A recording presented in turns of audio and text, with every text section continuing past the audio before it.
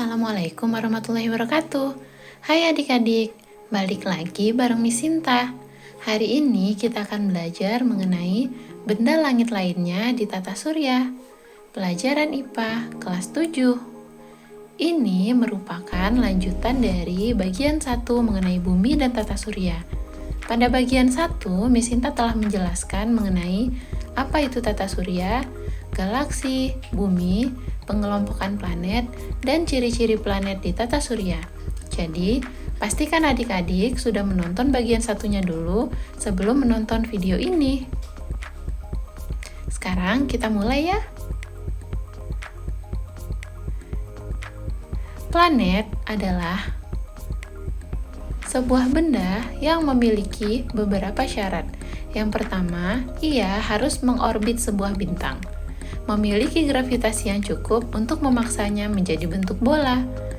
Kemudian juga harus cukup besar sehingga gravitasinya membersihkan objek lain dengan ukuran yang sama di dekat orbitnya. Jadi, ketiga syarat ini harus dipenuhi. Jika ada salah satu syarat yang tidak terpenuhi, maka benda tersebut tidak dapat kita klasifikasikan sebagai planet. Kemudian, sebagai bahan review, pada bagian 1, kita sudah tahu bahwa bintang adalah benda langit yang dapat memancarkan cahayanya sendiri. Jadi, matahari adalah bintang, karena matahari dapat memancarkan cahayanya sendiri. Benda langit ini adalah sebuah bintang raksasa yang sangat panas, seperti bola pijar. Pada video kali ini, benda langit lainnya yang akan kita bahas adalah satelit, planet kerdil, asteroid, meteoroid, dan juga komet. Sekarang, kita mulai dari satelit.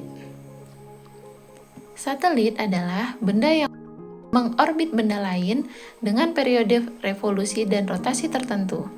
Satelit ini ada dua, ada satelit alami, ada juga satelit buatan. Satelit alami adalah satelit yang telah ada karena sendirinya. Jadi, memang buatan Tuhan. NASA sendiri mengatakan bahwa di tata surya ada lebih dari 200 satelit. Nah, salah satu contoh dari satelit alami adalah bulan, yaitu satelit alaminya bumi. Nah, beginilah proses atau bentuk ketika bulan mengitari bumi. Selain itu, contoh lainnya adalah Titan. Titan merupakan satelit dari Saturnus. Nah, terlihat ya, Titan ini sangat kecil dibandingkan dengan Saturnus. Kemudian, satelit yang kedua adalah satelit buatan. Satelit buatan adalah satelit yang dibuat oleh manusia untuk tujuan berbagai macam hal yang nantinya akan mempermudah hidup manusia. Salah satu bentuk dari satelit buatan adalah satelit komunikasi. Nah, ini contohnya. Satelit komunikasi yang kita kenal adalah ada Palapa, ada Telkom, dan juga ada Garuda. Dan masih banyak satelit-satelit buatan lainnya. Nah, seperti ini bentuknya ya.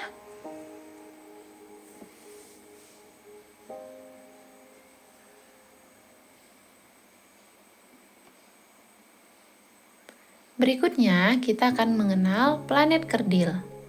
Planet kerdil atau dwarf planet adalah benda langit yang mengorbit mengelilingi matahari dan bisa disebut hampir menyerupai planet. Jadi, si planet kerdil ini adalah benda langit yang hampir sama dengan planet tapi ada syarat yang tidak terpenuhi. Jadi, dia tidak dapat disebut planet. Planet kerdil ini memiliki ukuran lebih kecil dari Merkurius, namun cukup besar untuk memiliki gravitasinya sendiri dan membulatkan bentuknya secara substansial. Planet kerdil tidak cukup masif untuk menyapu benda-benda terdekat yang paling kecil oleh gaya tarik gravitasi.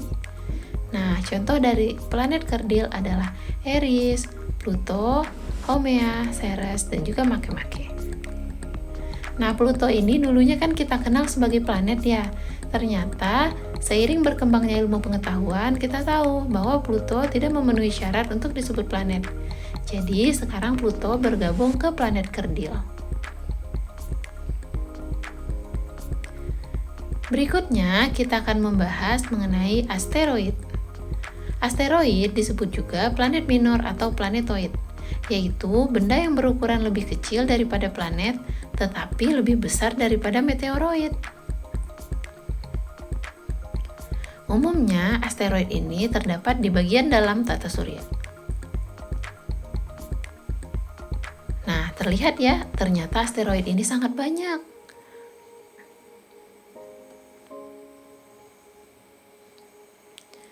Berikutnya kita akan membahas mengenai meteoroid. Meteoroid adalah potongan batu atau puing-puing yang mengandung unsur besi dan logam yang bergerak di luar angkasa. Ketika meteoroid tertarik oleh gravitasi bumi, meteoroid akan bergesekan dengan atmosfer bumi sebelum sampai ke bumi. Gesekan tersebut akan menghasilkan panas dan membakar meteoroid tersebut. Meteoroid yang habis terbakar oleh atmosfer bumi disebut dengan meteor.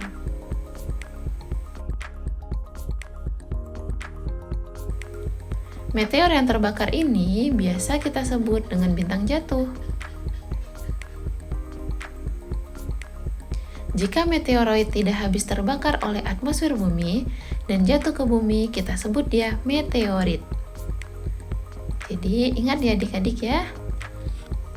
Contoh dari meteorit yang ditemukan pada 1930-an di Michigan, AS. Ini ya bentuknya. Tumbukan meteorit yang sampai ke permukaan bumi ini sering menghasilkan lubang-lubang besar di permukaan bumi yang berbentuk kawah.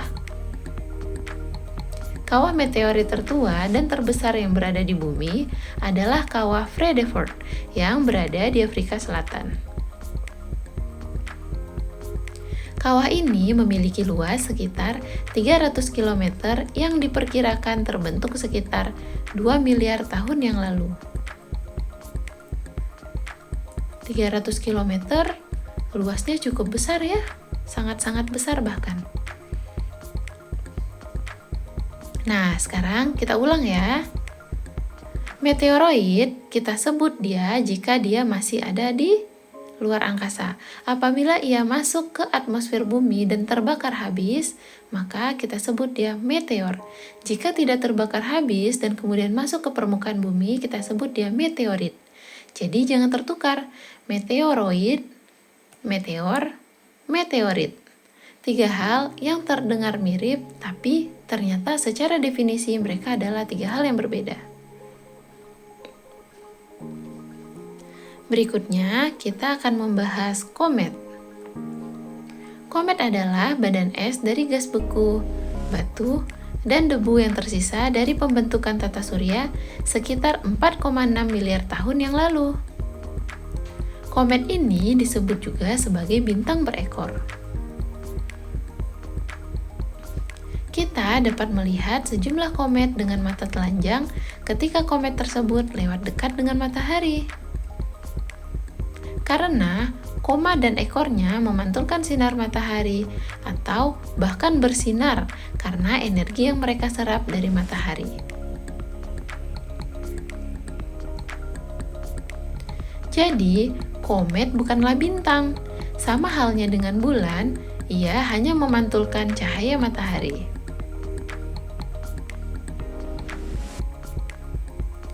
Komet meninggalkan jejak puing-puing di belakangnya yang dapat menyebabkan hujan meteor di bumi. Nah, adik-adik, kita telah membahas mengenai benda langit lainnya di tata surya. Sekarang, adik-adik jawab soal ini di kolom komentar ya. 1. Meteoroid yang masuk dan jatuh ke permukaan bumi disebut. 2. Bulan adalah salah satu satelit buatan milik bumi. Apakah itu benar atau salah? 3. Komet merupakan bintang. Benar atau salah? 4. Bintang jatuh adalah bintang yang masuk ke bumi. 5. Titan merupakan satelit dari planet. Nah, jawab ya. Sampai di sini Miss Sinta pamit ya. Terima kasih telah belajar bareng Miss Sinta. Sampai jumpa lagi di video berikutnya. Jangan lupa like, komen, subscribe, dan juga share video ini jika menurut adik-adik video ini bermanfaat. Nyalakan juga loncengnya agar adik-adik tahu ketika Miss Sinta upload video baru. Bye adik-adik!